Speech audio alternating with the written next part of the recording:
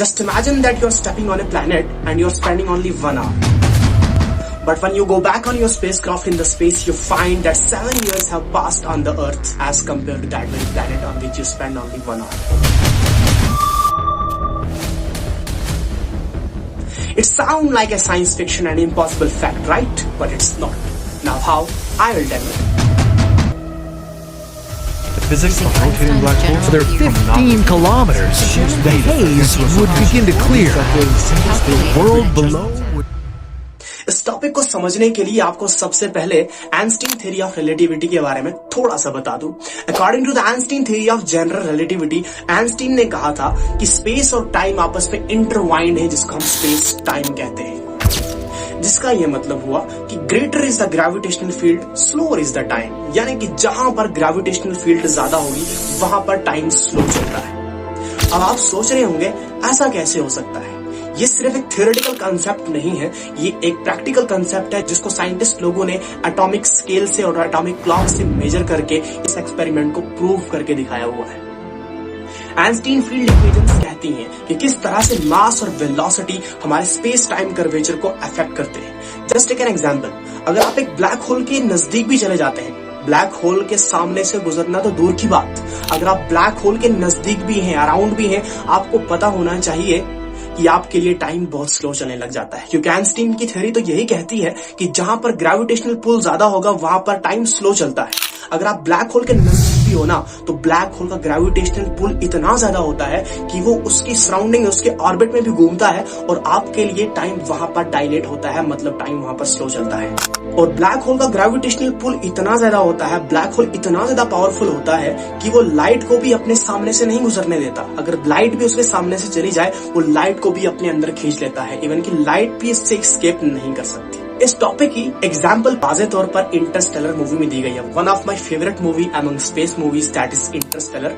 अगर आपने Interstellar movie देखी हुई होगी, जब कूपर और डॉक्टर ब्रैंड एक प्लेनेट के अंदर जाते हैं जिसका नाम मिलर प्लेनेट होता है, वो मिलर प्लेनेट ब्लैक होल के बहुत ज्यादा नजदीक होता है जिसका नाम गाइगेंचुआ होता है। फॉर एग्जाम्पल, ये मेरे पास एक ब्लैक होल है जिसका नाम गाइगेंचुआ है अकॉर्डिंग टू द मूवी, और यहाँ पर एक प्लेनेट है जिसका नाम मिलर है। लेकिन ये प्लेनेट जो है, इसको मैं उठाकर बिल्कुल ब्लैक होल के नजदीक रख लेता हूँ। अब समझ में क्या आया कि ये प्लेनेट जो है ये ब्लैक होल के नजदीक है। जैसे एक एग्जांपल लेता हूं मैं आपको, अगर दो मैग्नेट्स को मैं एक दूसरे के पास ले आऊं, वो एक मैग्नेटिक फील्ड प्रोड्यूस करते हैं और एक दूसरे को अफेक्ट करके अट्रैक्ट करते हैं। Same is the case with that very thing कि वहां पर क्या था, मिलर प्लैनेट ब्लैक होल के बहुत ज्यादा नजदीक था, जिसकी वजह से ब्लैक होल का जो ग्रेविटेशनल पुल था वो मिलर प्लैनेट पर भी लग रहा था। मिलर प्लैनेट पर भी ग्रेविटेशनल फील्ड ज्यादा हो गई।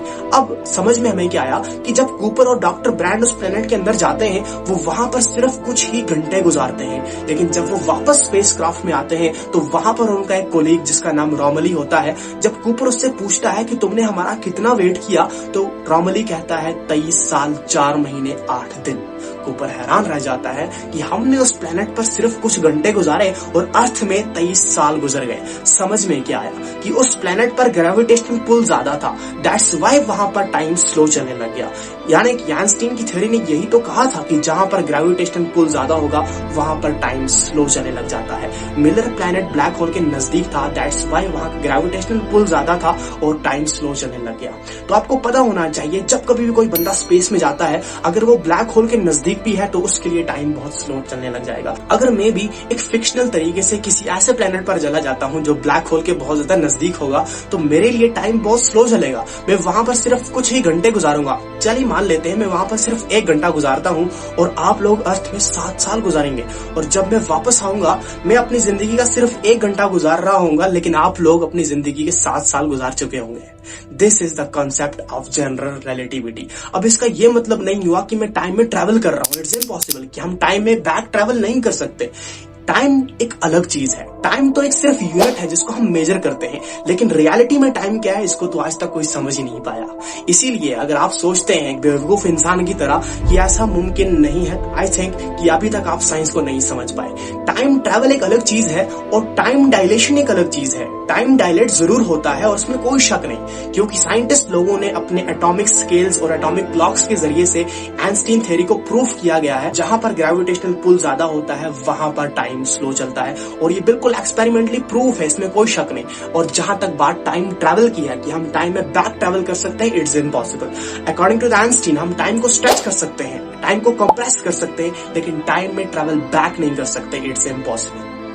तो आज की वीडियो में हमें ये समझ में आया कि आखिर आइंस्टीन थ्योरी ऑफ रिलेटिविटी क्या चीज है। आइंस्टीन थ्योरी ऑफ रिलेटिविटी कहती ही यही है कि जहां पर ग्रेविटेशनल पुल ज्यादा वहां पर टाइम स्लो चलता है। आइंस्टीन थ्योरी ये भी कहती है कि अगर आप लाइट की स्पीड से ट्रैवल करने लग जाते हो वहां पर भी टाइम स्लो चलने लग जाता है। तो अगर आपको आज का वीडियो पसंद आया हो और अगर आप एक गलतफहमी से निकलकर, मिसकंसेप्शन से निकलकर, जिसको आप आज तक समझ रहे थे कि टाइम ट्रैवल और टाइम डायलेशन सेम चीज है, it's wrong concept. Time travel एक अलग चीज है, टाइम डायलेशन एक अलग चीज है, और जिसको हम टाइम समझते हैं ना वो कुछ है ही नहीं, क्योंकि रियलिटी में टाइम क्या है वो तो आज तक कुछ समझ ही नहीं पाया। It's a different topic. तो खुद सोचो, जहां पर मैं 1 घंटा गुजार रहा हूं किसी और प्लेनेट पर, आप यहाँ पर 7 साल गुजार रहे हैं। सोचो ये कितना ही डीप कॉन्सेप्ट है और कितना ही इंटरेस्टिंग कॉन्सेप्ट है। सो अगर आपको आज का वीडियो पसंद आया हो, don't forget to like and share the video. We will meet in the next video. Stay tuned, stay blessed.